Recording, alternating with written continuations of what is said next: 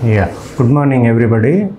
ఈరోజు మనము ట్యూబర్క్లోసిస్ గురించి మాట్లాడుకోబోతున్నాం. ట్యూబర్క్లోసిస్ అంటే తెలుగులో క్షయ వ్యాధి అన్నమాట.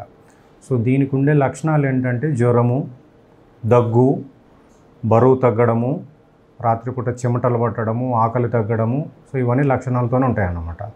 సో టీబీ ఎక్కువ మట్టికి ఊపిరితిత్తుల్లో వస్తున్నది. కానీ ఈ మధ్య ఊపిరితిత్తుల్లోనే కాకుండా మెడలో, చంకల్లో, గజ్జల్లో గడ్డల్లాగా రావడము, కడుపులో కూడా గడ్డల్లాగా రావడం అనేది ట్రెండ్ ఎక్కువైపోతున్నది.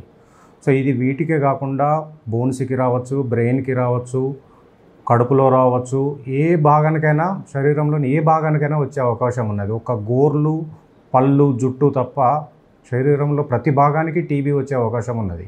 సో దీంట్లో ఉండే వేరే భాగానికి వచ్చినప్పుడు ఆ పార్ట్కు సంబంధించిన లక్షణాలు ఉండవచ్చు. అంటే పొట్టలో వస్తే గాన కడుపులో నొప్పి లాంటిది కానీ, ఎముకల్లో వస్తే గాన ఎముకల్లో నొప్పి లాంటిది కానీ, విరగడము కానీ, బ్రెయిన్లో వస్తే గాన తలనొప్పి, జ్వరం లాంటి లక్షణాలు కానీ దానికి సంబంధించిన లక్షణాలతోని వస్తుంటుంది అనమాట. సో ఏ లక్షణాన్ని ఏ పార్ట్లో ఏ భాగానికి వచ్చినా కూడా మనము అజాగ్రత్తగా ఉండకూడదు.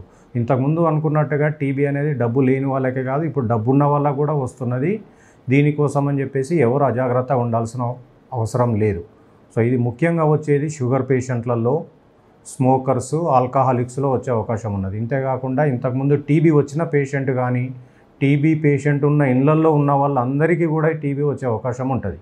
ఇంతేకాకుండా HIV patients, cancer patients, dialysis patients కూడా టీబీ వచ్చే అవకాశం ఉంటుంది అన్నమాట.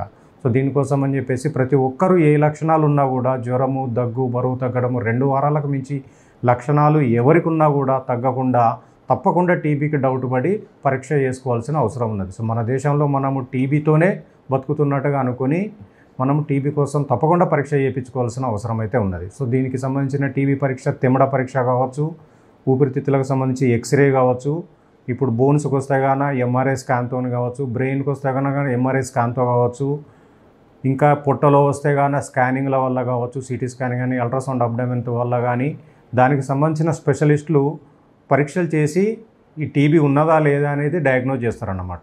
సో ఏ టీబీ సంబంధించిన పేషెంట్ ఏ ఇంట్లో ఉన్నా కూడా ఆ ఇంట్లో వాళ్ళందరికీ కూడా టీబీ ఉన్నదేమో అని చెప్పి పరీక్ష చేసుకోవాల్సిన అవసరం ఉంటుంది. ఎందుకంటే ఒకసారి టీబీ వచ్చిన పేషెంట్ ఇంట్లో ఉంటే అతనికి ఎక్కడి నుండి వచ్చిందనేది కూడా కనుక్కోవాల్సిన అవసరం ఎంతైనా ఉన్నది. ఎందుకంటే అసలు విషయం కనుక్కోకుండా ఇతనికి మట్టిగా ట్రీట్మెంట్ ఇస్తే అసలు పర్సన్ నుండి వేరే వాళ్ళకి ఇంకా టీబీ వచ్చే అవకాశం ఉంటుంది. కాబట్టి యాక్చువల్ ఫస్ట్ పర్సన్ని మనము కనుక్కోవాల్సిన అవసరం ఉన్నది. అతన్ని కనుక్కుంటేనే మనము టీబీ అరికట్టే అవకాశం ఉంటుంది.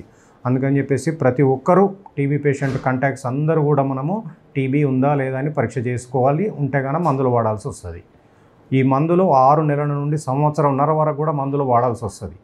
సో తప్పకుండా ఈ మందులు వాడకుండా ఉండకూడదు. మందులు పూర్తిగా వాడడము, వాడాల్సినన్ని రోజులు వాడడము, వాడాల్సినన్ని ట్యాబ్లెట్లు వాడడము, వాడాల్సిన టైంలో వాడడము, ఈ ట్యాబ్లెట్స్తో పాటు పుష్టికరమైన ఆహారం తీసుకోవడం వల్లనే ఈ టీబీ వ్యాధి నయమయ్యే అవకాశం ఉంటుంది. లేకపోతే ఈ వ్యాధి మొండి టీబీ అంటే రెసిస్టెంట్ టీబీ అయ్యే అవకాశం ఉంటుంది. రెసిస్టెంట్ టీబీ అయిన పక్షంలో సంవత్సరం నుండి 2 సంవత్సరాల వరకు కూడా అతి ఖరీదైన మందులు వాడాల్సి ఉంటుంది. సో అందుకని చెప్పేసి టీబీని ఎవరు కూడా అజాగ్రత్త చేయొద్దు. ఈ లక్షణాల వల్ల ఉన్న వాళ్ళు ఎవరైనా కూడా హాస్పిటల్కి వెళ్ళి పరీక్ష చేయించుకోవాల్సిన అవసరం ఉన్నది. Thank you.